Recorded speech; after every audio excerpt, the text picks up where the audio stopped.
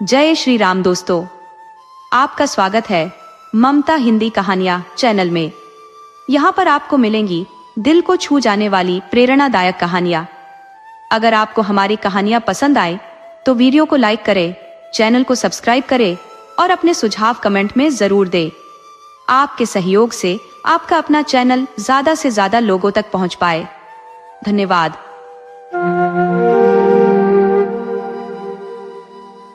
एक बार की बात है, एक छोटे से राज्य में एक गरीब चक्की वाला अपनी सादा सी जीविका चलाता था। उसका सहारा उसकी पुरानी चक्की थी, जिससे आटा पीसकर वह अपनी गुजर बसर करता था। उसकी एक पुत्री थी जो अपार सौंदर्य और बुद्धिमत्ता से परिपूर्ण थी। वह जितनी आकर्षक थी उतनी ही समझदार और कुशल भी थी। घर के काम काज में वह अपने पिता की बहुत सहायता करती थी, जिससे चक्की वाले का बोझ हल्का हो जाता था। चक्की वाले को अपनी बेटी पर बड़ा गर्व था और वह उसकी तारीफ करने का कोई अवसर नहीं छोड़ता था। हर मिलने वाले से उसकी प्रशंसा किए बिना उसकी बात पूरी नहीं होती थी। एक दिन किसी कार्यवश चक्की वाले को महल जाना पड़ा। जब वह काम निपटाकर लौट रहा था, तभी राजा का आगमन हुआ। राजा चक्की वाले को पहचानते थे। उन्होंने मुस्कुराते हुए पूछा, कहो भाई, हालचाल कैसे हैं? कामकाज कैसा चल रहा है? चक्की वाले ने विनम्रता से उत्तर दिया, सरकार, सब आपकी दया है। किसी तरह काम चल रहा है। मुझे किसी बात की चिंता नहीं रहती, क्योंकि मेरी बेटी सब संभाल लेती है। राजा ने प्रसन्न होकर कहा, अच्छा, ये तो बड़ी अच्छी बात है। चक्की वाला अपनी प्रशंसा की आदत के अनुसार थोड़ा डींग मारते हुए बोला, हुजूर, ऐसी लड़की शायद ही कहीं मिले। इस नगर में तो उसकी बराबरी कोई नहीं कर सकता। वह इतनी कुशल है कि उसे हर काम में निपुणता हासिल है। राजा ने कौतूहल से पूछा, अच्छा, तो बताओ, उसे कौन कौन से काम आते हैं? चक्की वाला अपनी बात को और बढ़ाते हुए कह बैठा, सरकार, यह पूछिए कि ऐसा कौन सा काम है जो वह नहीं कर सकती। अब देखिए, आपके महल के गोदाम में जो रुई रखी है, वह उसे काटकर सोना बना सकती है। राजा ने आश्चर्य और उत्साह से कहा, अरे वाह, यह तो कमाल की बात है। फिर तो उसे महल में भेजो। मैं देखना चाहता हूँ कि वह यह काम कैसे करती है। राजा को सोने का बड़ा शौक था। उसे हर समय अधिक से अधिक सोना इकट्ठा करने की चिंता रहती थी। यह सुनकर वह मन ही मन प्रसन्न हुआ कि अब सारा रुई सोने में बदल जाएगी। राजा के चले जाने के बाद चक्की वाले को अपनी गलती का एहसास हुआ। उसने पछताते हुए सोचा, मैंने राजा के सामने इतनी बढ़ा चढ़ाकर बातें क्यों की। लेकिन अब पछताने से क्या हो सकता था?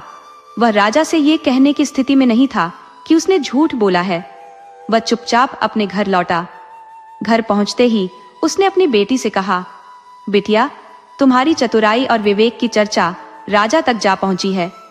वह तुमसे मिलने की अभिलाषा रखते हैं। फौरन तैयार हो जाओ, हमें इसी वक्त महल जाना होगा। आओ। बेटी ने यह सुनते ही खुशी से चमकते हुए अपनी स्वीकृति दी। कुछ ही क्षणों में वह सजी संवरी और महल जाने के लिए तैयार खड़ी थी। चक्की वाला अपनी पुत्री को लेकर राजमहल पहुंचा। राजा ने उन्हें देखते ही लड़की को एक विशाल गोदाम में ले जाया, जहां रुई का अंबार जमा था। उन्होंने लड़की को एक चरखा मंगवा कर दिया और गंभीर स्वर में कहा, यह चरखा लो, यहाँ बैठो और इस रुई को काट कर मेरे लिए सोने में परिवर्तित करो। तुम्हारे पिता ने कहा है कि तुम इस कार्य में दक्ष हो। कल सुबह आकर मैं तुम्हारा काम देखूंगा। यदि तुमने यह कार्य पूरा न किया तो तुम्हारी गर्दन कटवा दूंगा। राजा ये कहकर अपने महल की ओर लौट गया। बेचारी लड़की स्तब्ध रह गई। वह खुशी खुशी यह सोचकर महल आई थी कि राजा उसकी प्रशंसा करेंगे और उसे कोई बड़ा इनाम देंगे, लेकिन यहाँ तो स्थिति ही उलटी थी।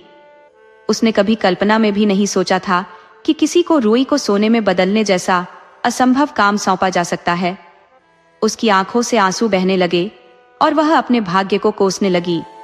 धीरे धीरे संध्या ढलने लगी। वह अपनी हथेलियों से चेहरा ढांपे रोती रही। उसके आंसुओं से जमीन भीग चुकी थी। उस बड़े और सूने गोदाम में, जहां दूर दूर तक कोई सहारा नहीं था, वह अकेली बैठी थी। तभी अचानक दरवाजे से एक हल्की चरमराहट सुनाई दी। लड़की ने सिर उठाया तो देखा कि एक दुबला पतला, नाटे कद का और बेढंगा सा बूढ़ा आदमी लंगड़ाते हुए उसकी ओर बढ़ रहा था। लड़की ने समझा कि शायद राजा का कोई बूढ़ा सेवक होगा जो उसे रोते हुए देख मनाने आया है। बूढ़े ने पास आकर नरम स्वर में कहा, बिटिया, तुम इतनी बेचैन क्यों हो? इस तरह रोने से तो तुम्हारी आंखें भी साथ छोड़ देंगी। अपनी समस्या मुझे बताओ, शायद मैं तुम्हारी कोई सहायता कर सकूं। लड़की ने सिसकते हुए कहा, बाबा, मैं क्या कहूँ, मेरी किस्मत ही खराब है। राजा ने कहा है कि मुझे इस सारी रुई को काट कर सोने में बदलना होगा। अगर सुबह तक यह कार्य पूरा न हुआ तो मेरी जान ले ली जाएगी। मैं सोच भी नहीं पा रही कि इस असंभव काम को कैसे पूरा करूं। बूढ़े ने मुस्कुराते हुए कहा, तो तुम घबराती क्यों हो? मैंने कहा ना कि मैं तुम्हारी मदद करूंगा। अब बताओ, मैं अगर तुम्हारा काम कर दूं तो तुम मुझे क्या दोगी? लड़की बोली, अगर तुम मेरे लिए यह काम कर दो तो मैं तुम्हें अपना यह सोने का हार दे दूंगी।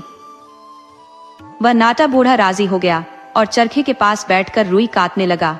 भन्ना भन्ने की आवाज होने लगी और उसकी उंगलियों में से चमचमाते हुए सोने के धागे निकलने लगे। देखते ही देखते वहां सोने के धागों का ढेर लग गया। सवेरा होने से पहले ही बूढ़ा सारी रुई काट चुका था। फिर वह अपना इनाम लेकर वहां से चुपचाप चला गया। जब सवेरा हुआ तो राजा वहां आ पहुंचा। गोदाम में पैर रखते ही राजा की आंखें आश्चर्य से फटी रह गईं। उसने देखा कि लड़की ने सारी रुई काट डाली है और वहां सोने के धागों का ढेर लगा है। राजा को अपनी आंखों पर विश्वास नहीं हो रहा था। उसने देखा तो सचमुच सोने के धागे थे। राजा बड़ा खुश हुआ, लेकिन साथ ही उसके मन में लालच हुआ आया। वह लड़की को रुई के दूसरे गोदाम में ले गया और वहां उसे बंद करते हुए बोला, तुम यहाँ बैठो। तुम्हारे खाने पीने के लिए मैं बहुत अच्छी अच्छी चीजें भिजवाता हूँ। मैं तुम्हारे काम से बहुत खुश हूँ, लेकिन आज तुम्हें इस गोदाम की रुई काटनी पड़ेगी। कल फिर मैं सुबह आऊंगा और देखूंगा। अगर काम पूरा नहीं होगा तो तुम्हें फांसी दे दी जाएगी। ये कहकर राजा वहां से चला गया। राजा के जाने के बाद लड़की ने बाहर झांक कर देखा तो वहां सिपाही लोग तलवारें लिए पहरा दे रहे थे। वह वहां से भाग भी नहीं सकती थी। वह निराश होकर फिर से अंदर आकर बैठ गई। इतने में दासियां उसके लिए खाने की बहुत सी बढ़िया बढ़िया चीजें लाकर उसके सामने रख गई, लेकिन लड़की ने उसमें से किसी चीज को छुआ तक नहीं। वह फिर से उदास हो गई थी। रोते रोते वह सोचने लगी, हे भगवान, ये कैसी मुसीबत मेरे गले आ पड़ी है। इतनी सारी रुई को कौन काटेगा और भला कौन इससे सोना बनाएगा। वह दिन भर इसी तरह सोचती रही और उदास बैठी रही। शाम होने पर जब वह रोने लगी तो उसी तरह दरवाजा चरमराया और वहीं बूढ़ा आदमी अपने टेढ़े मेढ़े पैरों से चलता हुआ उसके सामने आ खड़ा हुआ। उसने आते ही कहा, अरे अरे, तुम फिर रोने लगी। रोती क्यों हो? बताओ, मैं तुम्हारा काम कर दूं तो आज मुझे क्या दोगी? लड़की ने अपने आंसू पोंछते हुए कहा, मैं तुम्हें अपनी यह हीरे की अंगूठी दे दूंगी। वह नाटा बूढ़ा राजी हो गया और बैठकर बड़ी तेजी से चरखा काटने लगा। देखते देखते उसने सारी रुई काट डाली और सोने के धागों का ढेर लगा दिया। सवेरा होने से पहले ही बूढ़ा अपना काम खत्म करके और इनाम लेकर वहां से चलता बना। सवेरा होने पर राजा वहां पहुंचा। रुई की जगह सोने के धागों का ढेर देखकर उसकी खुशी की सीमा न रही। अब उसे और भी लालच हुआ आया। वह उस लड़की को उससे भी बड़े गोदाम में ले गया और बोला, देखो, मैं तुमसे बहुत खुश हूँ, लेकिन आज तुम्हें इतनी रुई और काटनी पड़ेगी और इसका सोना बनाना पड़ेगा। अगर कल सुबह तक ये काम कर दोगी तो मैं तुमसे शादी कर लूंगा और तुम्हें अपनी रानी बना लूंगा। राजा के जाने पर लड़की फिर उदास हो गई। वह रोना शुरू करने ही वाली थी कि इतने में फिर से दरवाजा चरमराया और वह नाटा बूढ़ा आदमी अपनी भद्दी चाल से फुदकता हुआ उसके सामने आ खड़ा हुआ। बूढ़ा बोला, तुम चिंता क्यों करती हो? मैं शाम को आकर तुम्हारा यह काम कर दूंगा, लेकिन बताओ, तुम आज इस काम के बदले में मुझे क्या इनाम दोगी? अब लड़की कुछ चक्कर में पड़ गई। उसकी समझ में नहीं आया कि क्या जवाब दे। अब तो उसके पास इनाम देने के लिए कुछ भी नहीं बचा था। लेकिन इतने में बूढ़े ने एक चाल सोच ली और कहा, चलो, तुम्हारे पास देने के लिए अभी कुछ न हो तो कोई बात नहीं, लेकिन तुम्हें एक प्रतिज्ञा करनी पड़ेगी। जब तुम रानी बन जाओगी और जब तुम्हारे कोई बच्चा होगा तो तुम अपना पहला बच्चा इनाम में मुझे दे दोगी। लड़की को यह शर्त कुछ अजीब सी लगी, लेकिन फिर उसने सोचा कि प्रतिज्ञा करने के अलावा और कोई चारा नहीं। वह राजी हो गई। शाम को आकर बूढ़ा फिर से रुई काटने के लिए बैठ गया। आज वह बहुत खुश था और बड़ी तेजी से चरखा चला रहा था। थोड़ी देर में उसने सारी रुई काट डाली और सोने के धागों का ढेर लगा दिया। आज ढेर इतना ऊंचा था कि छत को छू रहा था। काम खत्म करके बूढ़ा बोला, अच्छा अब मैं जाता हूँ, लेकिन याद रखना अपनी प्रतिज्ञा मत भूलना। ये कहकर वह वहां से चला गया। सवेरा होते ही राजा वहां पहुंचा। सोने के ढेर को देखकर उसका मन नाचने लगा। उसने लड़की को शाबाशी दी और उसे महल में ले गया। दूसरे ही दिन राजा ने धूमधाम के साथ उस लड़की को अपनी रानी बना लिया। चक्की वाले की लड़की अब रानी बन गई और बड़ी शान के साथ महल में रहने लगी। वह अपने सारे दुख भूल गई। कुछ ही दिनों में उसे यह भी याद नहीं रहा कि उसने उस नाटे बूढ़े से कोई वादा किया था। धीरे धीरे दिन बीतने लगे। कुछ दिनों बाद रानी के एक बच्चा हुआ। बड़ा सुंदर नन्हा मुन्ना गोल मटोल सा बच्चा। रानी की खुशी की सीमा न थी। वह दिन भर बच्चे को खिलाती और लोरियां गाकर सुलाती थी। एक दिन वह आराम से बैठकर सोच रही थी कि उसके जैसी भाग्यवान लड़की दुनिया में और कौन होगी। उसे किसी बात की कमी नहीं थी। वह इतने बड़े राज्य की रानी थी। हीरे जवाहरात, हाथी घोड़े, नौकर चाकर, सभी कुछ तो था उसके पास। वह इसी तरह सोच रही थी कि अचानक दरवाजा चरमराया और वही नाटा बूढ़ा शरारत से मुस्कुराता हुआ रानी के सामने आ खड़ा हुआ। तुम क्यों आए हो? क्या चाहिए तुम्हें? रानी ने घबराकर पूछा और बच्चे को कसकर अपनी छाती से चिपटा लिया। रानी डर के मारे थर थर कांप रही थी। बूढ़े ने मुस्कुराते हुए कहा, मुझे तुम्हारा यह बच्चा चाहिए, जल्दी से इसे मुझे सौंप दो। क्या तुम अपना वादा भूल गईं? ये सुनकर रानी फूट फूट कर रोने लगी। उसने रोते सिसकते कहा, बाबा मुझ पर दया करो, तुमने मेरी बड़ी मदद की है, मैं कभी तुम्हारा उपकार नहीं भूलूंगी। इस बार तो मुझे माफ कर दो, मेरा बच्चा मुझसे मत छीनो। इसका बदले तुम जो चाहे मांग लो, लेकिन इसे मेरे पास रहने दो। उसको इस तरह रोते हैं देखकर बूढ़ा थोड़ी देर के लिए सोच में पड़ गया। फिर वह बोला, अच्छा मैं तुम्हें 3 दिन का समय देता हूँ। तुम सोचकर बताओ कि मेरा नाम क्या है। अगर तुम ठीक ठीक मेरा नाम बता दोगी तो मैं तुम्हें माफ कर दूंगा और तुमसे बच्चा नहीं लूंगा। ये कहकर वह बूढ़ा जिस तरह आया था उसी तरह चुपचाप वहां से चला गया। रानी को रात भर नींद नहीं आई।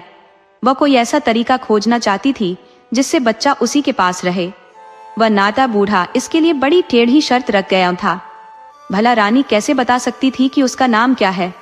वह रात भर तरह तरह के नाम सोचती रही। उसने वे सारे ही नाम याद कर डाले जो अब तक उसने सुने थे। सुबह जब बूढ़ा आया तो वह एक एक करके नाम गिनाने लगी, लेकिन हर नाम पर बूढ़ा इनकार कर देता था। वह मुस्कुराकर कहता था, नहीं, ये मेरा नाम नहीं है। दूसरे दिन रानी ने अपने कई नौकरों को शहर में इधर उधर दौड़ाया और उनसे तरह तरह के अजीब से नाम ढूंढ कर लाने के लिए कहा। दूसरे दिन जब वह बूढ़ा आया तो रानी उसे फिर नाम गिनाने लगी। आज उसने बहुत टेढ़े मेढ़े और अजीब से नाम सुनाए, जैसे कुबड़ा, एचकताना, देर तंगा वगैरह वगैरह। रानी ने सोचा कि इस तरह बूढ़ा चिढ़ जाएगा और अपना असली नाम बता देगा, लेकिन वह शरारत से मुस्कुराते हुए बोला, नहीं नहीं, इनमें से एक भी मेरा नाम नहीं है। मैं जाता हूँ, कल जरूर मेरा नाम ठीक ठीक बता देना, वरना मैं तुम्हारा बच्चा ले जाऊंगा। रानी की समझ में नहीं आ रहा था कि क्या करे। दुनिया भर के अच्छे और बुरे नाम वह उसको सुना चुकी थी। बूढ़े का असली नाम क्या हो सकता है, इस संबंध में उसका दिमाग ही काम नहीं कर रहा था। उसने बहुत सोचा और अंत में हार मान ली। उसने तय किया कि अब वह अपने वादे के अनुसार बूढ़े को अपना बच्चा सौंप देगी। इसके अलावा और कोई चारा नहीं था। वह इस तरह उदास बैठो हुई थी कि अचानक उसका एक नौकर दौड़ता हुआ उसके पास आया। वह भी उसके लिए नए से नए नाम खोजने के लिए गया था। उसने आकर कहा, रानी जी, नाम तो मुझे कोई नहीं मिला, लेकिन मैं आपको एक बात बताने आया हूँ। मैं नए नामों की खोज में दूर गांवों में गया था। लौटते वक्त पहाड़ के पास ही घने जंगल में मैं रास्ता भूल गया। जंगल में भटकते भटकते मैं ऐसी घनी झाड़ियों में पहुंचा जिनमें से कोई जंगली जानवर भी नहीं निकल सकता था। वहां मैंने एक अजीब से नाटे बूढ़े को अपने लंगड़े पैरों पे नाचते हुए देखा। उसने एक झाड़ी के पास अपने लिए एक छोटी सी कुटिया बना रखी थी। उस कुटिया के सामने उसका चूल्हा जल रहा था और वहां वह नाच रहा था। उसने अपने सिर पर ताजी सिकी हुई कुछ बड़ी छोटी रोटियां एक तसले में ले रखी थी। जब वह नाचता था तो रोटियां तसले से नीचे गिरने को हो आती थी, लेकिन एक भी रोटी गिरी नहीं। वह मग्न होकर नाच रहा था और खुशी से गाना गा रहा था। उसके गाने का मतलब था, आज मैंने बढ़िया खाना बनाया है और मैं भरपेट खाऊंगा।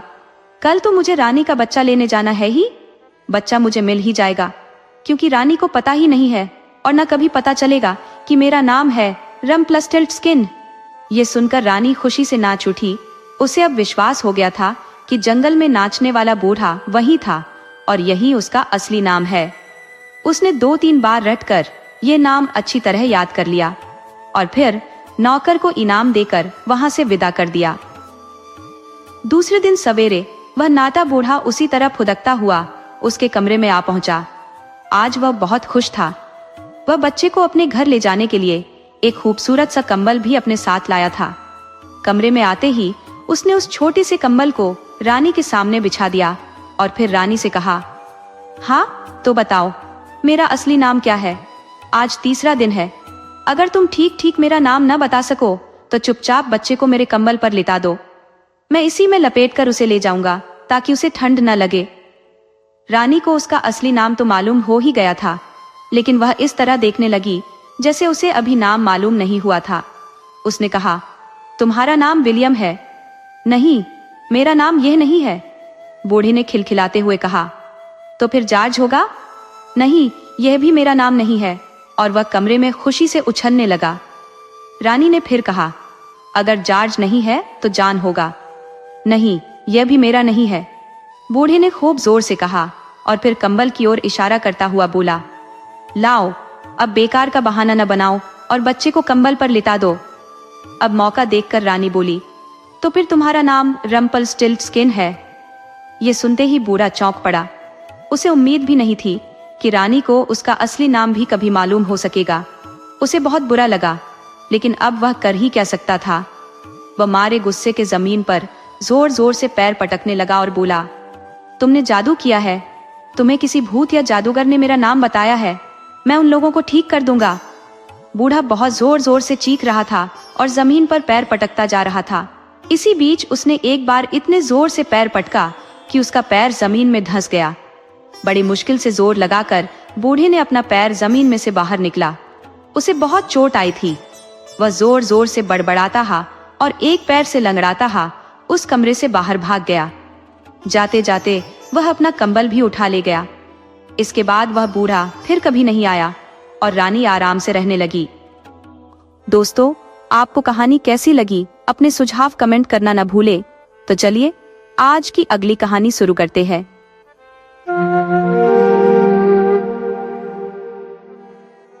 एक बार की बात है, जब एक राजा किसी जंगली जानवर का पीछा करते करते जंगल की गहराइयों में खो गया। उस वन की सघनता इतनी थी कि उसके सिपाही भी उसे ढूंढने में असमर्थ हो गए। राजा खुद भी उस अंधियारे जंगल से बाहर निकलने का कोई मार्ग खोज पाने में विफल रहा। समय बीतता गया और जब सूर्य अस्त होने लगा, तब भी राजा वहां से बाहर निकलने का कोई उपाय नहीं ढूंढ पाया। जंगल के उन भयावह रास्तों पर भटकते हुए राजा को एक वृद्धा दिखाई दी। वह वृद्धा कोई साधारण महिला नहीं थी, बल्कि एक जादूगरनी थी। राजा ने उसके पास जाकर पूछा, बूढ़ी माँ, क्या तुम मुझे इस जंगल से बाहर निकलने का कोई मार्ग दिखा सकती हो? वृद्धा ने हल्की मुस्कान के साथ उत्तर दिया, राजा साहब, मैं आपको बाहर का रास्ता दिखा सकती हूँ, लेकिन मेरी एक शर्त है। अगर आपने मेरी शर्त नहीं मानी तो आप कभी भी इस जंगल से बाहर नहीं जा पाएंगे और यहीं भूख से तड़प तड़प कर दम तोड़ देंगे। राजा ने कुछ पल सोचा और निश्चय किया कि अपनी जान बचाने के लिए उसे वृद्धा की शर्त माननी पड़ेगी। उसने कहा, कहो माँ, तुम्हारी क्या शर्त है? मैं उसे मानने के लिए तैयार हूँ। वृद्धा बोली, हे राजन, मेरी एक कन्या है जो अति सुंदर है। मेरी इच्छा है कि आप उससे विवाह करें। यदि आप मेरी यह शर्त स्वीकार कर ले तो मैं आपको इस जंगल से बाहर ले चलूंगी। राजा यह सुनकर सहम गया, परंतु अपनी जान बचाने की मजबूरी में उसने डरते डरते वृद्धा की शर्त मान ली। वृद्ध ने राजा को अपने छोटे से कुटीर में ले जाकर अपनी कन्या से मिलवाया। वह कन्या आग सेक रही थी और राजा को देखकर ऐसे खड़ी हो गई मानो वह उसी का इंतजार कर रही हो। यद्यपि वह कन्या अत्यंत सुंदर थी, परंतु राजा को उसका चेहरा अजीब लगा और उसे डर भी लगा। वृद्धा ने अपनी पुत्री का हाथ राजा के हाथ में थमाते हुए कहा, मैं अपनी पुत्री को आपको सौंपती हूँ। इसे अपने राज्य में ले जाइए और वचन के अनुसार इससे विवाह कीजिए। राजा ने लड़की को अपने घोड़े पर बैठाया और वृद्धा के बताए रास्ते पर चल पड़ा।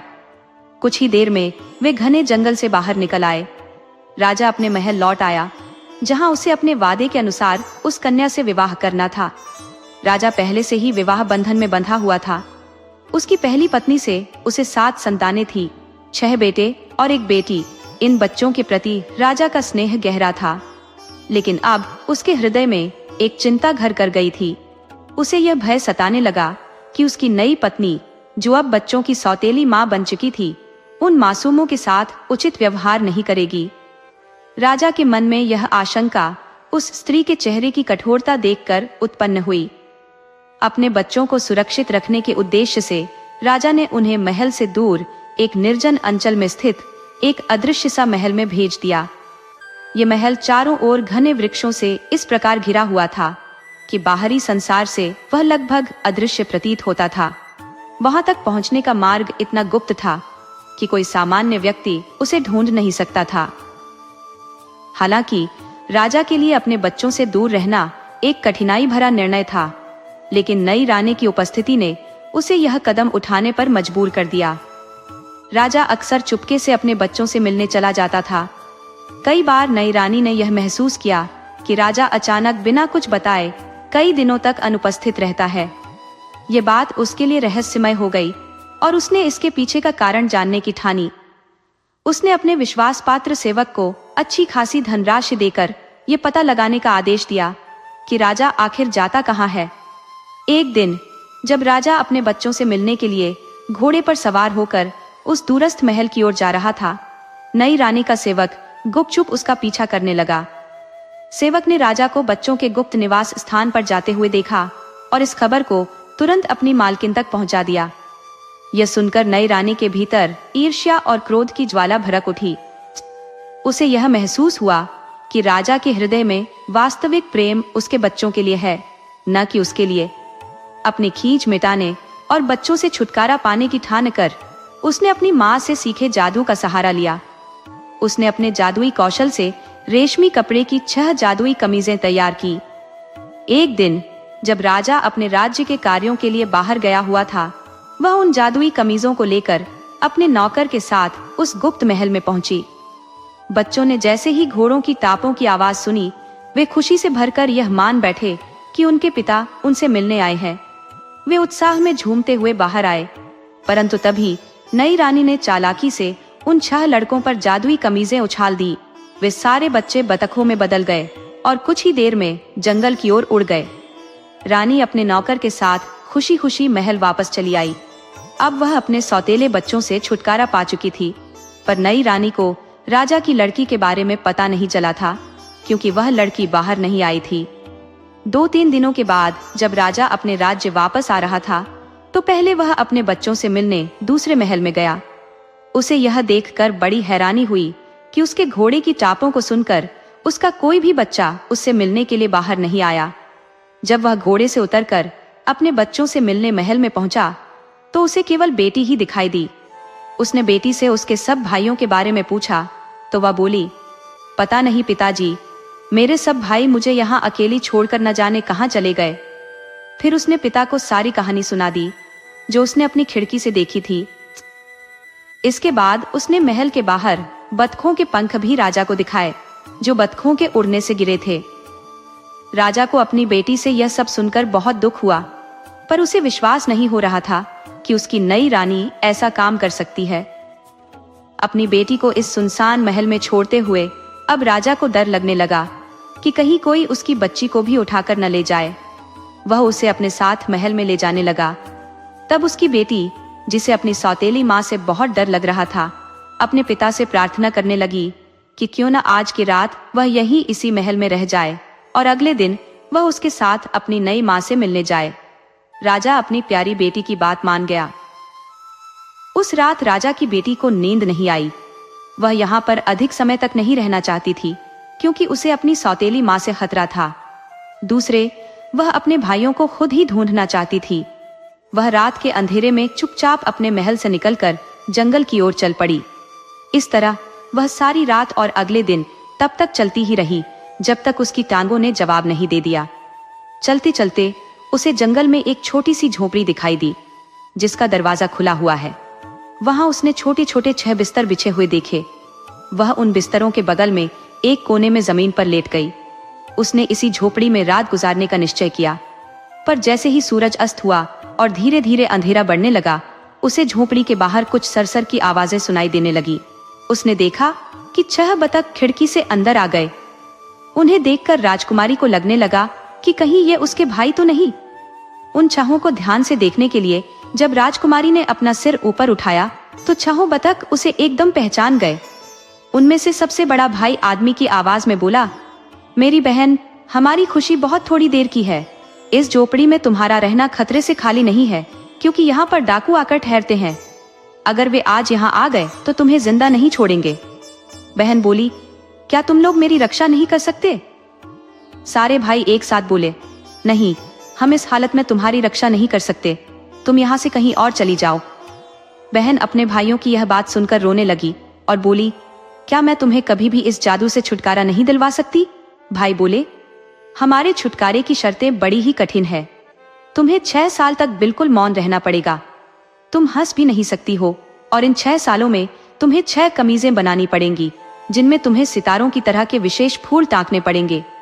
उन फूलों को इकट्ठा करना इतना आसान नहीं है।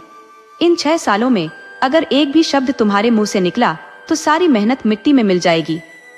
इतना सब कुछ बतलाकर सारे भाई चुप हो गए। राजकुमारी ने निश्चय किया कि वह अपने भाइयों को इस जादू से छुटकारा दिलाने के लिए वह सब कुछ करेगी जो उसके भाइयों ने उससे कहा है। थोड़ी देर बाद उसे नींद आ गई। जब सुबह उठी तो 6 बतख वहां पर नहीं थे। राजकुमारी ने सुबह सुबह वह झोपड़ी छोड़ दी और शहर की ओर चल दी। पर रास्ते में उसे फिर एक जंगल से गुजरना पड़ा। चलते चलते अंधेरा होने लगा, पर जंगल खत्म नहीं हुआ। अतः उसने वहीं एक पेड़ के खोखले तने में बैठकर रात गुजारी। अगली सुबह होते ही उसे तारों की तरह के कुछ फूल दिखाई दिए। उसने उन विशेष फूलों को इकट्ठा करना शुरू किया। अपनी ओढ़नी फाड़कर उसने छोटी छोटी 6 कमीजें तैयार कर ली और उन कमीजों के कपड़े में यह विशेष सितारों वाले फूल जोड़ने लगी। अकेले होने की वजह से न तो उसे बोलने की जरूरत थी और न ही हंसने की। वह रोज कुछ सितारों वाले फूल इकट्ठे करती और एक कमीज के कपड़े में जोड़ देती। इसी तरह कुछ दिन गुजर गए। एक दिन ऐसा हा कि एक राजकुमार अपने कुछ सिपाहियों के साथ शिकार खेलने के लिए उसी जंगल में आ पहुंचा। जंगल में अकेली और खूबसूरत लड़की को देखकर उन्हें बड़ी हैरानी हुई। उन्होंने पेड़ के खोखले तने के पास जाकर उस लड़की से पूछा, तुम कौन हो? लड़की ने कुछ जवाब नहीं दिया। सिपाहियों ने फिर पूछा, तुम कौन हो और कहां से आई हो? लड़की ने फिर भी कोई उत्तर नहीं दिया। सिपाहियों ने सोचा कि लड़की शायद हमसे डर रही है, इसीलिए इसकी आवाज नहीं निकल रही है। उन्होंने फिर कहा, तुम इस पेड़ से बाहर निकल आओ, हम तुम्हें कोई नुकसान नहीं पहुंचाएंगे। पर लड़की ने फिर भी न तो उन्हें कोई जवाब दिया और न ही पेड़ से बाहर निकली। राजा के सिपाहियों को उस पर बहुत गुस्सा आया। उनमें से एक ने खोखले पेड़ के तने से उस लड़की को बाहर निकाला और पकड़कर अपने राजकुमार के पास ले गए। राजकुमार भी इतनी सुंदर लड़की को जंगल में अकेले देखकर बहुत हैरान हुआ। वह लड़की से पूछने लगा, तुम कौन हो? कहां से आई हो? इस पेड़ के तने में बैठी तुम क्या कर रही थी? पर लड़की ने उसके किसी भी प्रश्न का उत्तर नहीं दिया। राजकुमार ने सोचा कि शायद यह लड़की गूंगी है। वह उसकी सुंदरता पर मोहित हो गया और उसे अपने महल में ले गया। महल में पहुंचकर उसने सबसे पहले लड़की के लिए सुंदर सुंदर कपड़े मंगवाए और अपने महल की नौकरानियों को उस लड़की को नहला धुलाकर सुंदर सुंदर वस्त्र तथा कीमती गहने पहनाने का आदेश दिया। शाम को जब वह गूंगी लड़की नहा धोकर और सुंदर कपड़े तथा गहने पहनकर राजकुमार के सामने लाई गई तो वह उसे देखता ही रह गया।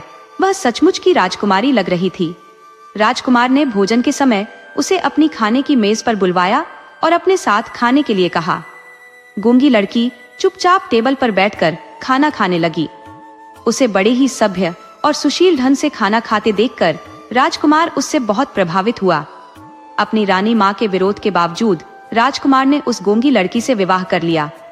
रानी के गुस्से की सीमा नहीं रही। वह तो अपने बेटे की शादी किसी बड़े राजा की राजकुमारी से करना चाहती थी। उसने एक गंवार, भिखारी और गंगी लड़की से विवाह करके उसकी सारी आशाओं पर पानी फेर दिया। रानी माँ अब ऐसे मौके की तलाश में रहती जिससे उसे इस राजमहल से बाहर निकाला जाए। राजकुमार उस लड़की को बहुत प्यार करता था, इसलिए उसके सामने लड़की को कुछ कहना संभव नहीं था। 1 साल से कुछ ज्यादा समय बीत गया। उस लड़की ने एक बेटे को जन्म दिया। रानी माँ ने अपनी नौकरानी से उस बच्चे को मरवा दिया और उस लड़की के हाथ और मुंह पर खून लगवा दिया, ताकि देखने पर ऐसा लगे कि वह खुद ही उस बच्चे को खा गई है। रानी माँ चुपके से राजकुमार के पास पहुंची और बोली, तेरी पत्नी आदमखोर है, वह अपने बच्चे को ही खा गई। राजकुमार को अपनी माँ की बात पर विश्वास नहीं हुआ, क्योंकि इतनी सीधी सादी और गूंगी लड़की अपने बच्चे को कैसे खा सकती है। एक माँ अपने बच्चे को कभी नहीं खा सकती, चाहे वह कितनी भी भयानक क्यों न हो। उसे अपनी माँ की बात सुनकर बहुत दुख हुआ, पर उसने अपनी पत्नी से कुछ नहीं कहा। इधर बच्चे के जन्म के बाद भी वह लड़की बिल्कुल चुप रहती, न हंसती न बोलती, बस 6 कमीजें तैयार करने में लगी रहती। इसी तरह समय बीतता गया और कुछ समय बाद उस गूंगी रानी ने फिर एक बच्चे को जन्म दिया।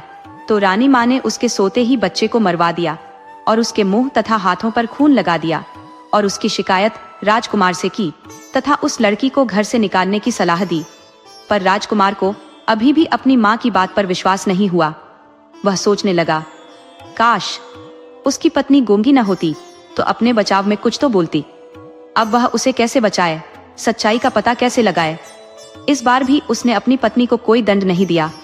पर जब 2 साल बाद उसकी रानी ने तीसरी बार एक और बच्चे को जन्म दिया, तो रानी ने फिर पहले की तरह बच्चे को मरवा दिया और उस गूंगी लड़की को अपने ही बच्चों को खा जाने वाली डायन बताया। इस बार राजकुमार को न चाहते हुए भी अपनी पत्नी को दंड देने की घोषणा करनी पड़ी।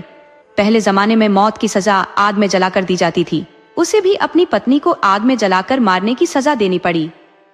सजा सुनने के बाद भी वह गूंगी लड़की कुछ नहीं बोली, क्योंकि 6 साल पूरा होने का वह आखिरी दिन था। अगर वह अपनी सफाई में कुछ बोलती तो उसके भाइयों को उसकी सौतेली माँ के जादू से छुटकारा नहीं मिल सकता था। उसे अपने मरने का कोई दुख नहीं था, क्योंकि वह अपने 6 भाइयों को मुक्ति दिला रही थी। जब राजा के सिपाही उसे आग में जलाने के लिए लेने आए, तो राजकुमारी अपनी छठी कमीज में सितारों वाले फूल ताक रही थी और उस छठी कमीज का बायां बाजू ही बिना फूलों के बचा था। वह उस बाजू को पूरा नहीं कर सकी, क्योंकि उसे जबरदस्ती लकड़ियों के ढेर पर लाकर बैठा दिया गया था। लकड़ियों के ढेर पर बैठकर उसने अपने चारों तरफ देखा। फिर उसने ईश्वर को याद किया और बाद में अपने भाइयों को, जिनको वह अपनी सौतेली माँ के जादू से मुक्त नहीं कर सकी थी। जैसे ही उसने अपने भाइयों को याद किया, वे छाहों भाई उड़कर उसके पास पहुंच गए। आग में बैठी होने पर भी उसने वे 6 कमीजें एक एक करके अपने प्यारे भाइयों के ऊपर फेंक दी। जैसे ही वे कमीजें उसके भाइयों के शरीर से छुई, वे सब आदमी बन गए। केवल छोटे भाई का बायां बाजू गायब था। उन सब ने दौड़कर अपनी बहन को लकड़ियों के ढेर से बाहर निकाला। अब वह गूंगी लड़की बोल सकती थी, हंस सकती थी। छहों भाई अपनी बहन को राजकुमार के पास ले गए और उसके न बोलने का कारण बताया। राजकुमारी ने अपनी सास की सारी करतूतें भी अपने पति को बतला दी। राजकुमार को जब सच्चाई का पता लगा तो उसे अपनी माँ पर बहुत गुस्सा आया। वह अपनी माँ को अपने साथ रखने को तैयार नहीं था, पर उसकी पत्नी, जो बहुत सुशील, समझदार और दयालु थी, अपनी सास को माफ करने की प्रार्थना करने लगी। आखिर राजकुमार ने अपनी माँ को माफ कर दिया। रानी माँ को अपने की पर बहुत पछतावा हुआ। वह भी उस राजकुमारी से माफी मांगने लगी। छहों भाई अपनी बहन को आशीर्वाद देकर वापस अपने राज्य लौट गए। दोस्तों, आपको कहानी कैसी लगी? अपने सुझाव कमेंट करना न भूले। तो चलिए आज की अगली कहानी शुरू करते हैं।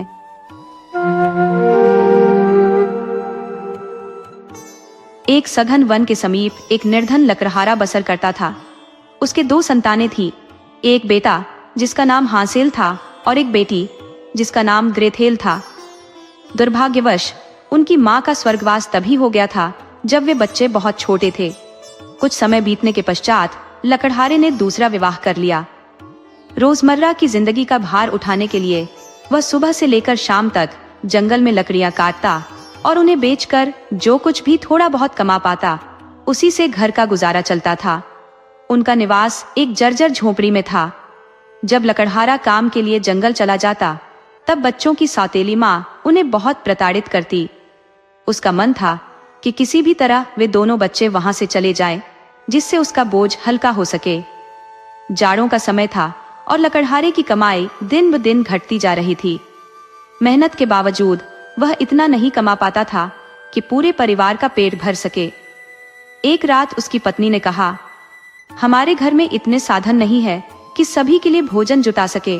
इन दोनों बच्चों को कहीं छोड़ आओ।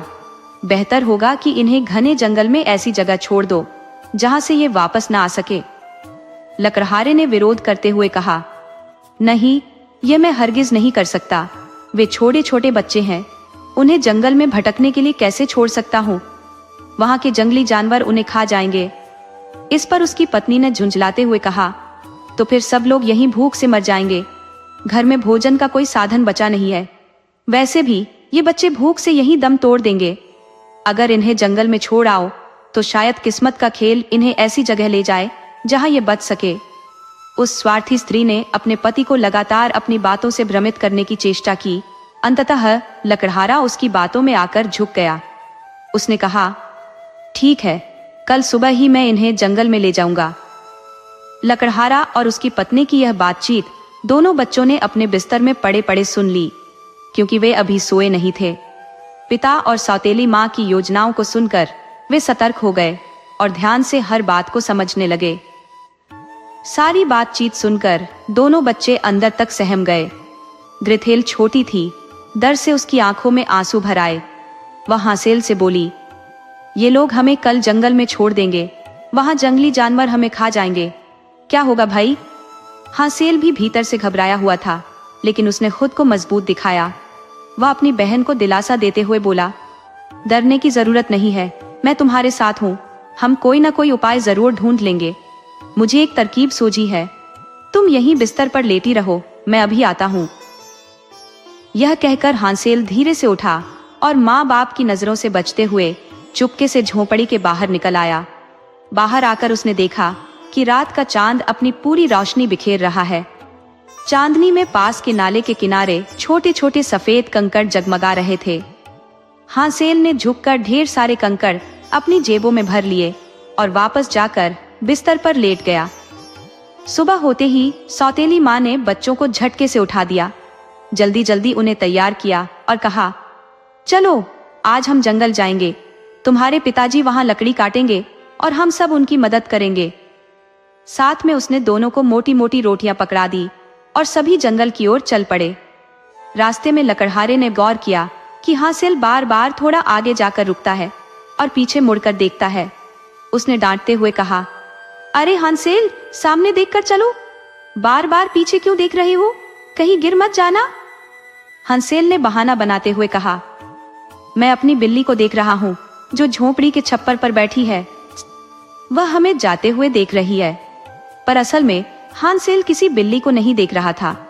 वह रास्ते में धीरे धीरे कंकड़ गिरा रहा था ताकि वापस लौटने का निशान बना सके। चलते चलते सभी घने जंगल के बीचों बीच पहुंच गए। वहां लकड़हारे ने कुछ लकड़ियां इकट्ठी की और अलाव जलाया। उसने बच्चों से कहा, तुम लोग यही आग के पास बैठकर गर्मी लो, मैं लकड़ियां काटने जा रहा हूं, तुम्हारी माँ भी मेरे साथ आएगी। दोनों बच्चे आग के पास बैठ गए। चारों तरफ घना जंगल था। दूर तक घनी झाड़ियों और पेड़ों के अलावा और कुछ भी नजर नहीं आता था। दूर पर कहीं खटखट की आवाज आ रही थी, जिससे उन्होंने समझा कि उनका पिता लकड़ी काट रहा है। लेकिन वास्तव में लकड़हारा तो वहां से बेहद दूर जा चुका था। यह खटखट की आवाज हवा में एक सूखी डाल के हिलने के कारण हो रही थी। धीरे धीरे रात हो गई। लकड़हारा लौट कर नहीं आया। बच्चे वहां आग के पास थककर सो गए। कुछ देर बाद रात में जब नींद खुली तो उन्हें बड़ा डर लगने लगा। चारों तरफ अंधेरा फैला हुआ था। पेड़ के ऊपर उल्लू बोल रहे थे और दूर कहीं सियार हुआ कर रहे थे।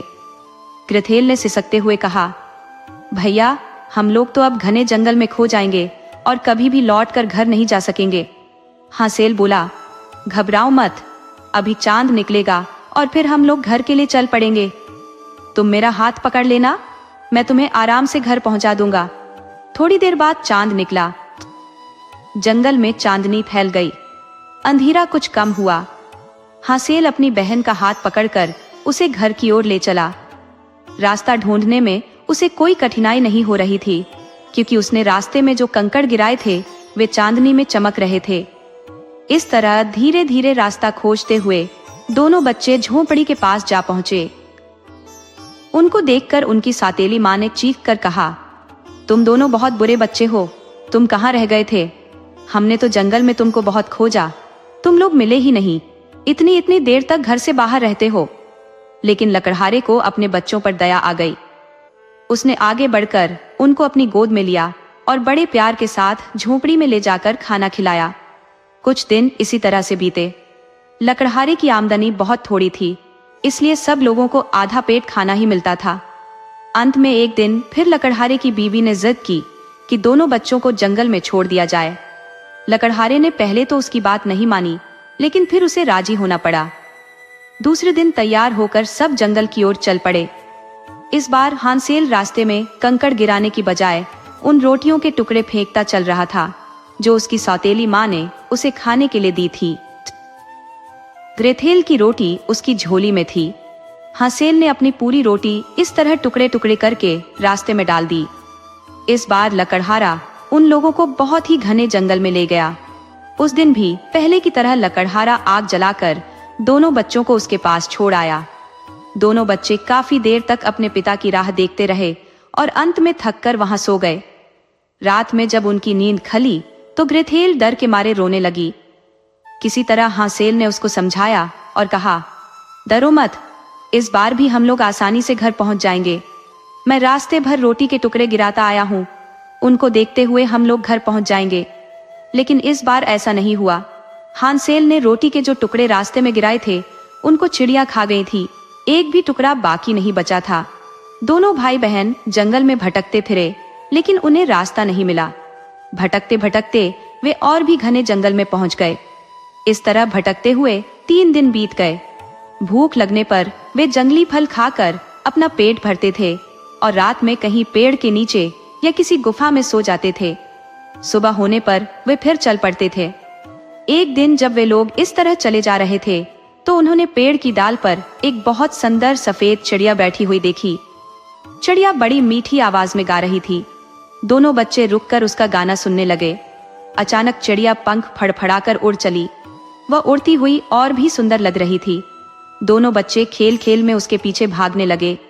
ऐसा लगता था कि जैसे चिड़िया भी उनके साथ खेल रही हो।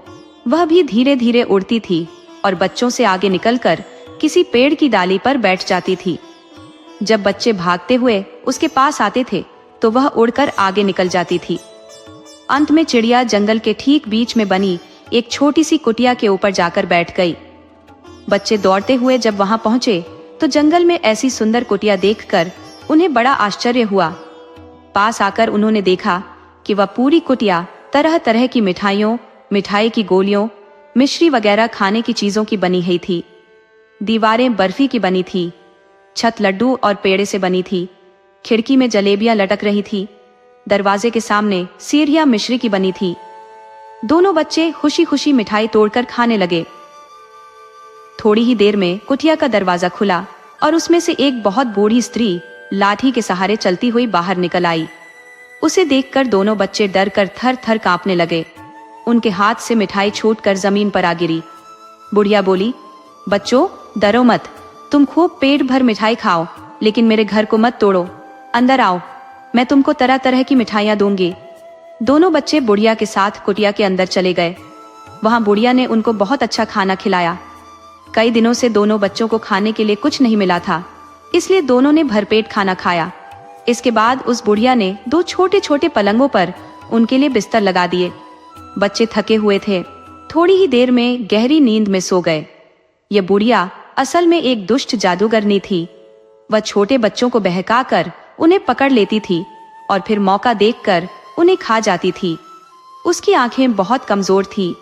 वह दूर की चीजें नहीं देख पाती थी, लेकिन उसकी नाक बहुत तेज थी और सूंघकर बहुत सी बातों का पता लगा लेती थी। उसे मालूम हो गया था कि हांसेल और ग्रेथेल जंगल में भटक रहे हैं। किसी तरह उनको पकड़ने के लिए ही उसने मिठाई की इस कुटिया का नाटक रचा था। दूसरे दिन सुबह वह बुढ़िया उन बच्चों को देखने के लिए गई। दोनों बच्चे आराम से अपने अपने बिस्तर में सो रहे थे।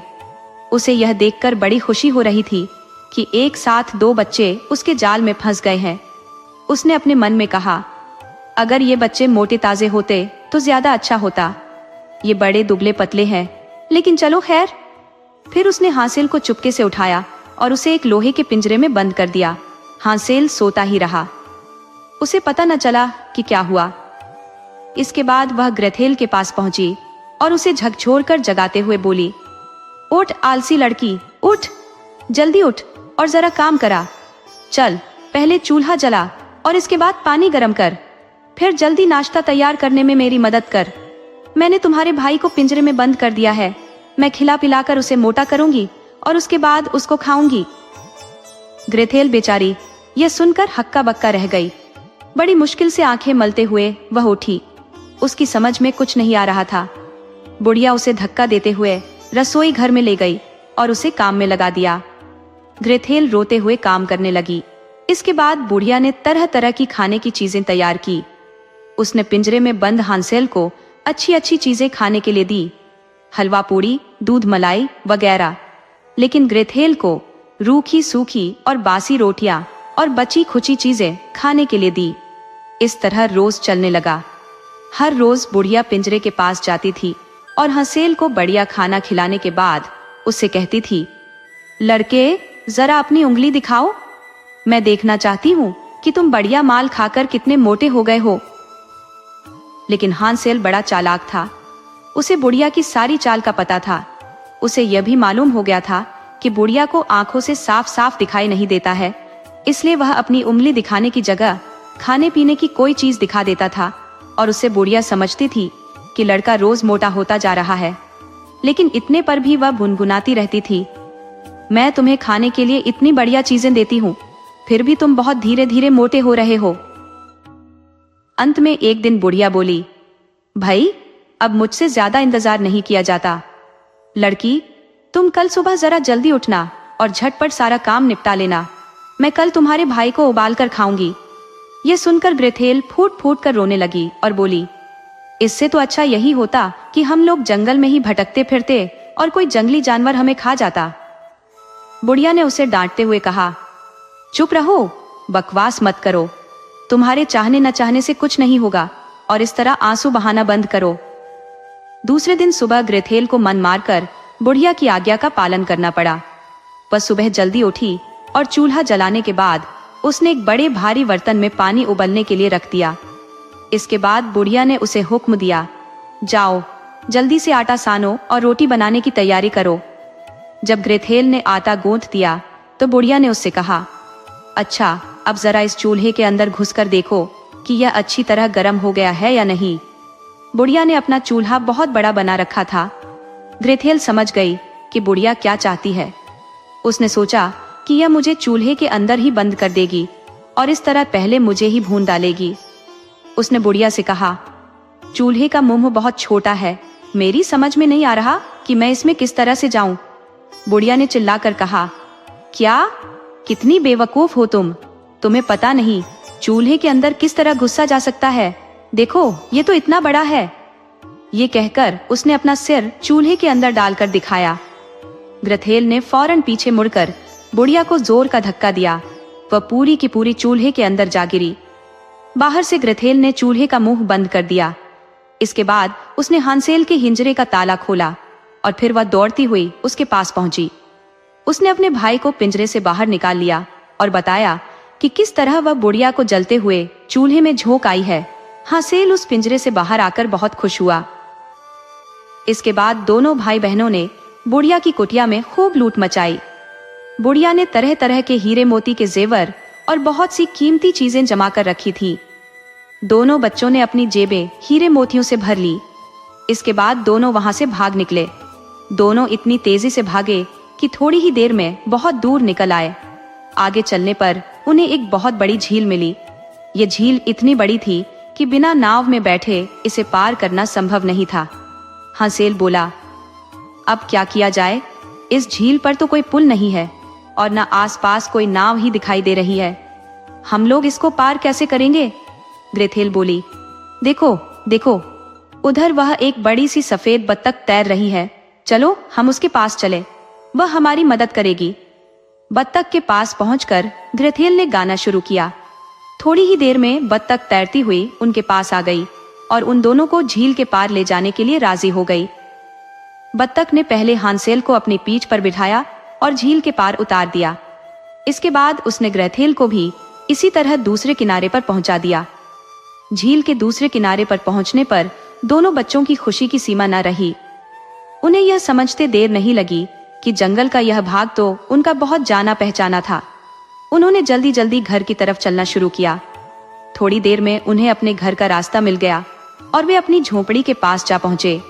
उन्होंने एक पेड़ की ओर से देखा कि उनका पिता एक कोने में बैठा लकड़ी चीर रहा था। वह बहुत दुखी मालूम होता था।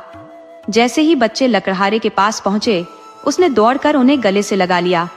वह बोला, आओ बच्चों, जिस दिन से मैंने तुम लोगों को जंगल में छोड़ा है, उस दिन से आज तक मुझे चैन नहीं मिला। मैं हमेशा तुम्हारी याद में रोता रहता हूँ। अब किसी तरह भगवान की दया से तुम लोग घर लौट आए हो। अब मैं हमेशा तुम्हें अपने साथ रखूंगा और तुम्हें किसी तरह की तकलीफ नहीं होने दूंगा। दोनों बच्चे भी अपने पिता से मिलकर बहुत खुश हुए। फिर उन्होंने जंगल की उस बुढ़िया जादूगरनी की बात बताई और अपनी जेबों से निकालकर तरह तरह के हीरे मोती और दूसरी कीमती चीजों का ढेर अपने पिता के सामने लगा दिया। लकड़हारे को अपनी आंखों पर विश्वास नहीं हो रहा था। इतना सारा धन तो उसने कभी सपने में भी नहीं देखा था। इतना धन पाकर उनकी सौतेली माँ भी बड़ी खुश हुई। इस तरह उन लोगों की गरीबी दूर हो गई। हांसेल और ग्रेथेल हीरे मोती से खेलने लगे, लेकिन अब भी उन्हें हीरे मोती और जवाहरातों से भी ज्यादा सुंदर नाले के किनारे के वे पत्थर लगते थे जिनसे वे बचपन से खेलते आए थे। दोस्तों, आपको कहानी कैसी लगी? अपने सुझाव कमेंट करना न भूले। तो चलिए आज की अगली कहानी शुरू करते हैं।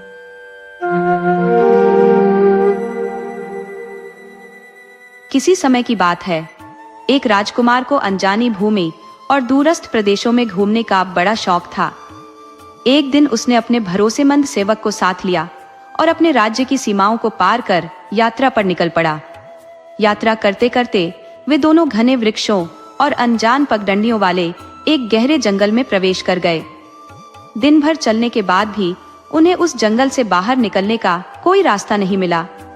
धीरे धीरे सूर्य अस्त होने लगा और चारों ओर अंधकार गहराने लगा। वहां रात बिताने के लिए उन्हें कोई आश्रय भी दिखाई नहीं दिया। थोड़ा और आगे बढ़ने पर उनकी नजर एक लड़की पर पड़ी जो पानी का घड़ा उठाए चली आ रही थी। राजकुमार ने राहत की सांस ली और अपने घोड़े की लगाम खींचकर उसे रोका। लड़की के पास पहुंचकर उसने निवेदन किया, क्या मैं और मेरा सेवक आपके घर में एक रात गुजार सकते हैं? लड़की ने उदास चेहरे से उत्तर दिया, हाँ, आप यहाँ रात बिता सकते हैं, लेकिन मैं आपको इस घर में प्रवेश करने की सलाह नहीं दूंगी। राजकुमार ने उत्सुकता से पूछा, ऐसा क्यों? आखिर क्या कारण है जो आप हमें इस घर में रुकने से मना कर रही हैं? लड़की ने गहरी सांस भरते हुए कहा, मेरी सौतेली माँ रात में कुछ रहस्यमयी और जादुई क्रियाएं करती है। उन्हें बाहरी लोगों का घर में आना बिल्कुल पसंद नहीं। यह सुनकर राजकुमार को यकीन हो गया कि वह वास्तव में किसी जादूगरनी के घर के पास आ पहुंचा है, लेकिन उसे यह भी एहसास था कि घने जंगल में रात बिताना और भी खतरनाक हो सकता है।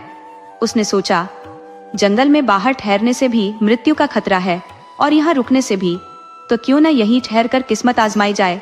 राजकुमार ने लड़की से आग्रह किया कि वह उन्हें रात बिताने की अनुमति दे। लड़की ने उसे चेताया, मेरी माँ जो कुछ भी खाने पीने को देंगी उसे मत छूना। रात भर शांति से सोना और सुबह जल्दी यहाँ से चले जाना। राजकुमार ने लड़की की बात मान ली। जैसे ही वह और उसका सेवक उस छोटे और अंधेरे घर में दाखिल हुए, उन्होंने देखा कि एक कोने में आग जल रही थी। आग के सामने एक स्त्री बैठी हुई थी जिसकी आंखें इतनी लाल थी कि उनमें क्रोध झलक रहा था।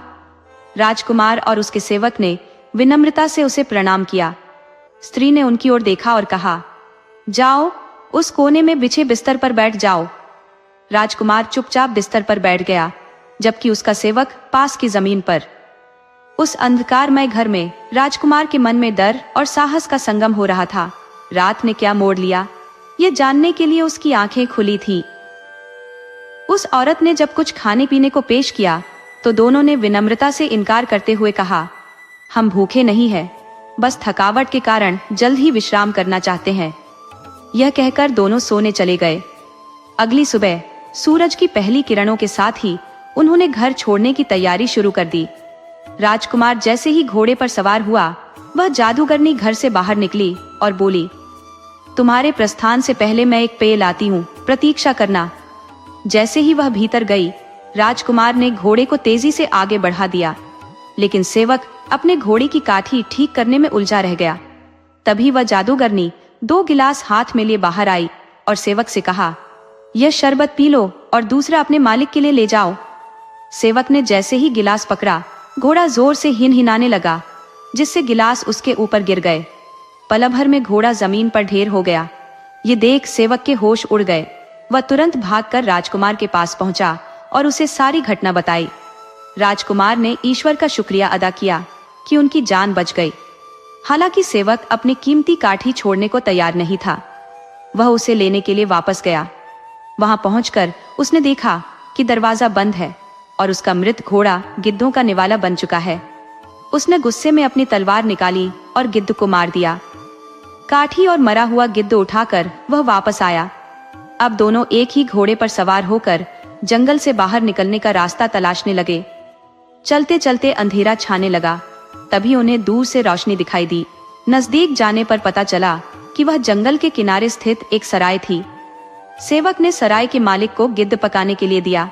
उसी समय वहां 12 डाकुओं का एक गिरोह भोजन करने पहुंचा। सराय के मालिक ने गिद्ध का सूप तैयार किया और डाकुओं को परोस दिया। साथ ही अपने लिए भी थोड़ा सूप बचा लिया। डाकुओं ने जैसे ही यह सूप पिया, सभी वहीं पर लुढ़क गए और रसोई में सराय का मालिक भी। सराय के मालिक की बेटी वहां पर जीवित बची थी। उसने डाकुओं द्वारा लूटा हुआ धन इन दोनों को अपने साथ ले जाने के लिए कहा, पर राजकुमार बोला, ये सारा खजाना तुम अपने पास रखो, हमें इसकी जरूरत नहीं है। और सुबह होने से पहले ही दोनों उस सराय से निकल पड़े। चलते चलते उन्हें उस जंगल से बाहर निकलने का रास्ता मिल गया। कई दिनों तक चलने के बाद वे एक ऐसी नगरी में पहुंचे जहां की राजकुमारी ने ऐलान करवा रखा था कि कोई उससे ऐसी पहेली पूछे जिसका हल वह न ढूंढ सके तो वह उस पहेली पूछने वाले को ही अपना पति बनाएगी, और अगर उसने उस पहेली का हल ढूंढ लिया तो उस पहेली पूछने वाले को मौत को गले लगाना होगा। इस राजकुमारी से शादी करने के लालच में कई नौजवानों को अपनी जान से हाथ धोना पड़ा था।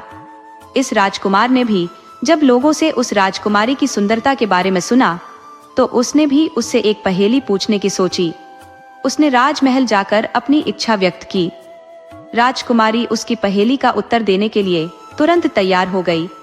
उस राजकुमार की पहेली थी, वह कौन सी चीज है जिसने एक को भी नहीं मारा फिर भी 12 को मार दिया। राजकुमारी ऐसी पहेली सुनकर बहुत परेशान हो गई।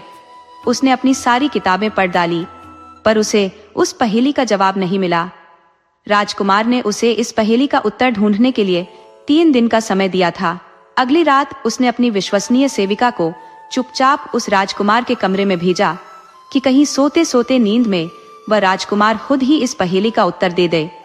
जैसे ही सेविका बिना कुछ सुने कमरे से बाहर निकल रही थी, राजकुमार के सेवक ने उसका बुर्का पकड़कर रोकना चाहा, पर उसका बुर्का खींच गया। सेविका चुपचाप रात के अंधेरे में मुंह छुपाकर राजकुमारी के पास भाग गई। 2 दिन बीतने पर भी राजकुमारी को इस पहेली का उत्तर नहीं मिला, तो उसने खुद ही राजकुमार के कमरे में चुपचाप रात में जाकर उससे इस पहेली का उत्तर सुनने की बात सोची। राजकुमार को इस बात का अनुमान था। वह सोने का बहाना करके अपने कमरे में लेट गया। आधी रात में नीला बुर्का पहनकर राजकुमारी चुपके से उसके कमरे में घुसी और पूछने लगी, वह कौन सी चीज थी जिसने एक को भी नहीं मारा? राजकुमार ने जवाब दिया, एक गिद्ध, जिसने जहर से मरे एक घोड़े को खाया और उसी जहर से खुद मर गया। ने राजकुमारी ने फिर पूछा, तो फिर उसने 12 को कैसे मार दिया? राजकुमार बोला, क्योंकि 12 डाकुओं ने उस जहरीले गिद्ध को खाया था और खाते ही मर गए। जैसे ही राजकुमारी को अपनी पहेली का जवाब मिला, वह जल्दी से कमरे के बाहर निकलने लगी। तभी राजकुमार ने उसका नीले रंग का मखमली बुर्का खींच लिया। राजकुमारी बुर्का छोड़कर भाग गई। अगले दिन उसने अपने राज्य के 5 जजों को पहेली का उत्तर देने के लिए बुलवाया।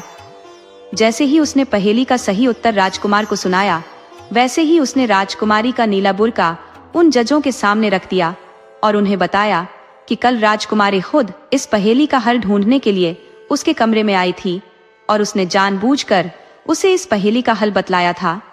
बुर्के का सबूत उसकी बात को सच सिद्ध कर रहा था। अंततः राजकुमारी को उसी राजकुमार से विवाह करना पड़ा। दोस्तों, आपको कहानी कैसी लगी? अपने सुझाव कमेंट करना न भूले। तो चलिए आज की अगली कहानी शुरू करते हैं।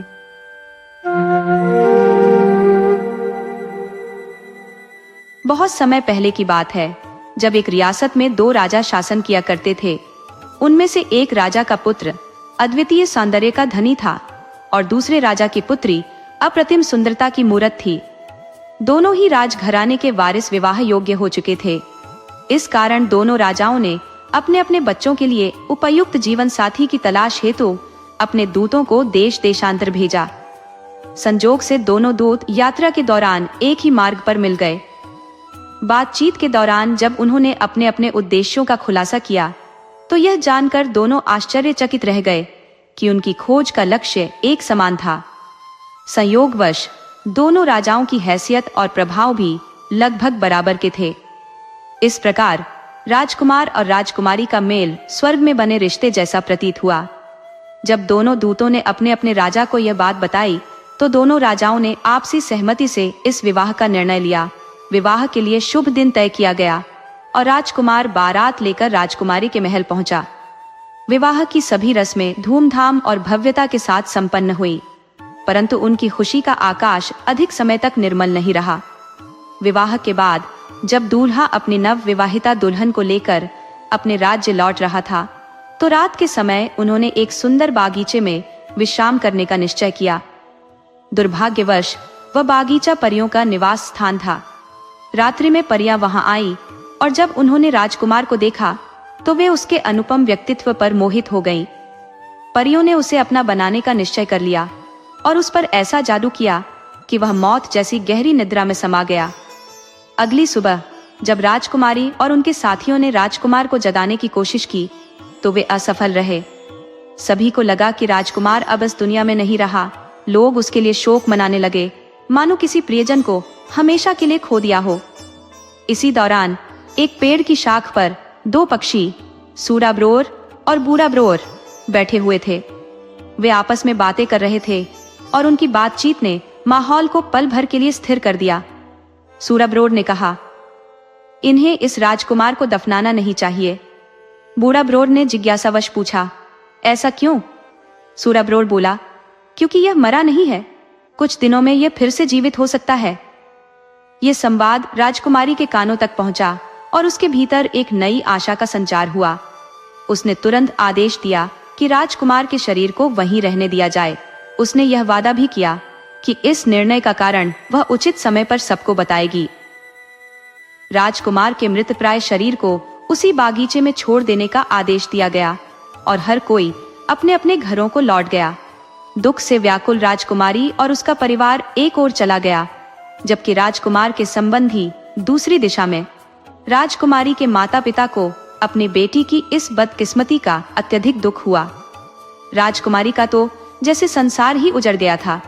उसकी आंखें आंसुओं से भरी रहती और वह दिन रात अपने प्रिय राजकुमार की वापसी का इंतजार करती रहती। उसकी यह व्यथा किसी भी तरह से शांत नहीं हो रही थी। आखिरकार जब दर्द असहनीय हो गया, तो उसने अपने पिता से अनुमति मांगी कि उसे महल से बाहर जाने दिया जाए, जहां उसका मन चाहे। राजा पहले तो असमंजस में पड़ गए, लेकिन मंत्रियों की सलाह पर उन्होंने यह इजाजत दे दी। मंत्रियों ने कहा कि अगर राजकुमारी यहीं रही तो वह मानसिक संतुलन खो सकती है। इस प्रकार राजकुमारी ने महल छोड़ दिया और दुख के सागर में डूबी इधर उधर घूमने लगी। हर किसी से वह एक ही सवाल करती, क्या तुमने मेरे राजकुमार को देखा है? उसके सवाल में दर्द और उम्मीद दोनों थे। कई दिन बीत गए, लेकिन किसी ने भी उसे उसके राजकुमार के बारे में कोई जानकारी नहीं दी। वह हताश थी, पर फिर भी अपनी खोज जारी रखे हुए थी। आखिरकार एक दिन उसे एक बूढ़ा व्यक्ति मिला। उसने उससे भी वही सवाल पूछा, क्या तुमने मेरे राजकुमार को कहीं देखा है? बूढ़ा थोड़ी देर सोचने के बाद बोला, मैं एक बागीचे के पास से गुजर रहा था, जहां मैंने जमीन पर लेटे हुए एक सुंदर युवक को देखा। वह गहरी नींद में था। मुझे यह अजीब लगा कि उसने आराम करने के लिए ऐसी जगह क्यों चुनी। मैं वहीं ठहर गया। कुछ समय बाद मैंने देखा कि वहां परियां आईं। उन्होंने उसके सिर के नीचे एक चमचमाती छड़ी रखी और वह तुरंत उठकर बैठ गया। वे आपस में बातें करने लगे।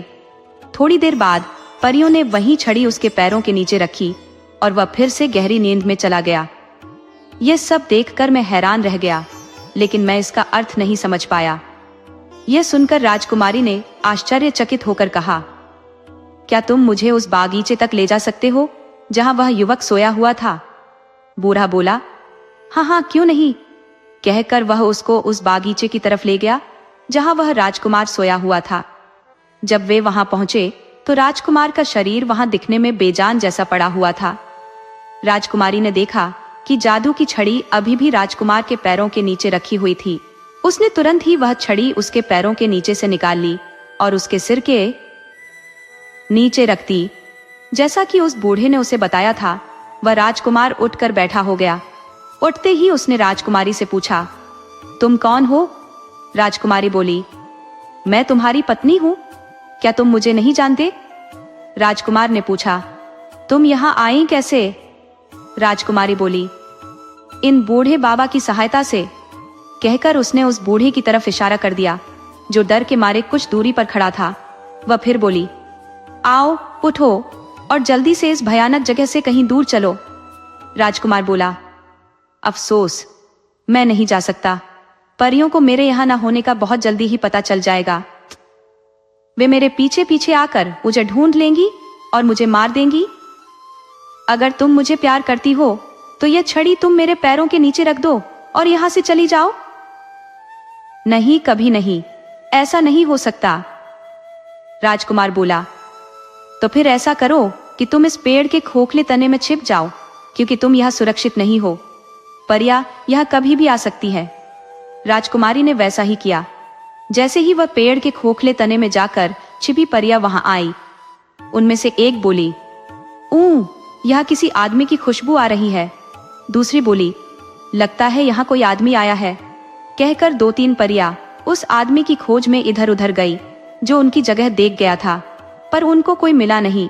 उसके बाद उन्होंने राजकुमार को जगाया और उससे पूछा कि क्या वह किसी आदमी को जानता था जो उसके आसपास घूम रहा हो। राजकुमार ने साफ मना कर दिया कि उसने किसी आदमी को वहां आसपास घूमते नहीं देखा। वे बोली, पर हमारा पक्का विश्वास है कि यहाँ कोई आदमी आया था, क्योंकि आदमी की खुशबू हवा में फैली हुई है।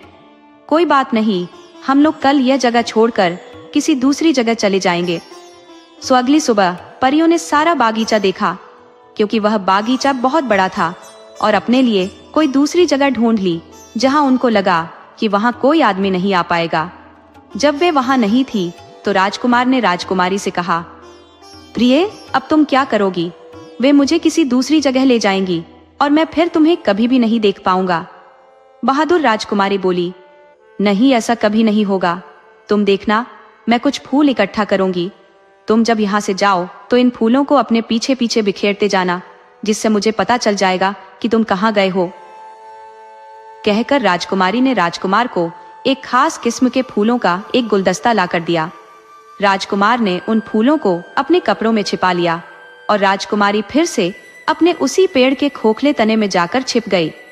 कुछ देर बाद परिया फिर वहां आई और राजकुमार को उन्होंने अपने पीछे पीछे आने के लिए कहा।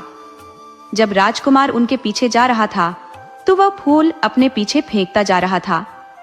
अगले दिन राजकुमारी उन फूलों के सहारे चलती गई, जब तक कि वह एक बहुत बड़ी और शानदार बिल्डिंग के पास नहीं आ गई, जो एक महल की तरह लग रही थी। यह एक देव का घर था, जिसने परियों को भी बहुत तरह के जादू सिखा रखे थे। राजकुमारी बिना किसी डर के उस महल में अंदर चली गई। उसने देखा कि वहां अंदर तो कोई भी नहीं था, तो वह सुस्ताने के लिए एक नीचे से स्टूल पर बैठ गई। करीब 1 घंटे के बाद देव आया। राजकुमारी को देखकर उसने सोचा कि शायद वह उसकी बेटी है, जिसको एक दूसरा देव जबरदस्ती उठाकर ले गया था। वह उसकी तरफ दौड़ता हुआ बोला, ओह मेरी प्यारी बेटी, तुम वापस कैसे आई? उस नीच से तुम कैसे बच पाए? राजकुमारी ने तुरंत ही हालात का अंदाजा लगा लिया। वह बोली, जब वह सो रहा था पिताजी, तब मैं वहां से भाग निकली। कुछ समय तक राजकुमारी देव के पास रही। वहां उसको देव और परिया देव की बेटी ही समझते रहे। वह वहां जो चाहती वह करती थी और जहां चाहती वहां जाती थी। उसकी प्रार्थना पर देव ने उसको कई जादू भी सिखा दिए थे, जैसे किसी आदमी को मरा हुआ कैसे दिखाना, फिर कैसे उसे जिंदा करना, छिपी हुई चीजों का पता लगाना, आदि आदि। एक दिन उसने अपनी ताकत से यह पता लगा लिया कि राजकुमार एक परी के कान के बुंदे में छिपा हुआ है। उसने यह बहाना बनाया कि वह बुंदा उसको बहुत पसंद था, इसलिए वह उसको पहनने के लिए दे दिया जाए। पहले तो परी ने कुछ न नुकुर की, पर फिर उसको देव की बेटी होने के नाते उस बुंदे को दे देना पड़ा, लेकिन इस शर्त पर कि वह बुंदा वह उसको अगले दिन दे देगी। राजकुमारी इस बात पर राजी हो गई। जैसे ही परी ने उसको अपना बुंदा दिया और वह वहां से चली गई, राजकुमारी ने अपने जादू से राजकुमार को उसमें से बाहर निकाल लिया। राजकुमार ने बाहर आते ही इधर उधर देखा तो राजकुमारी ने उससे पूछा, क्या तुम मुझे पहचानते हो या तुम मुझे नहीं जानते? मैं तुम्हारी पत्नी हूँ।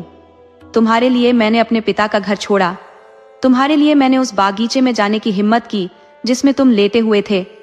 तुम्हारे लिए मैंने देव के मकान में घुसने की जरूरत की। क्या तुम मुझे नहीं पहचानते? राजकुमारी बोली, आओ चलें, मैं तुम्हें अब बताऊंगी कि तुम्हें क्या करना है। देव और उसके सब आदमी यह समझते हैं कि मैं उसकी बेटी हूँ, जिसे कोई दूसरा देव उसे जबरदस्ती छीन कर ले गया था। अब मैं तुम्हें अपने पिता देव के पास ले जाऊंगी और उससे कहूंगी कि जब मैं उस भगाने वाले देव से बचने की कोशिश में भाग रही थी तो तुम मुझे मिल गए। तुम्हारी सुंदरता देखकर मैं तुम्हारे ऊपर रींझ गई और मैंने तुमसे शादी कर ली। मैं उसको यह भी बताऊंगी कि तुम एक शाही खानदान के हो, इसलिए वह हमारी शादी को मान ले। जब वह यह सुनेगा तो वह बहुत खुश होगा।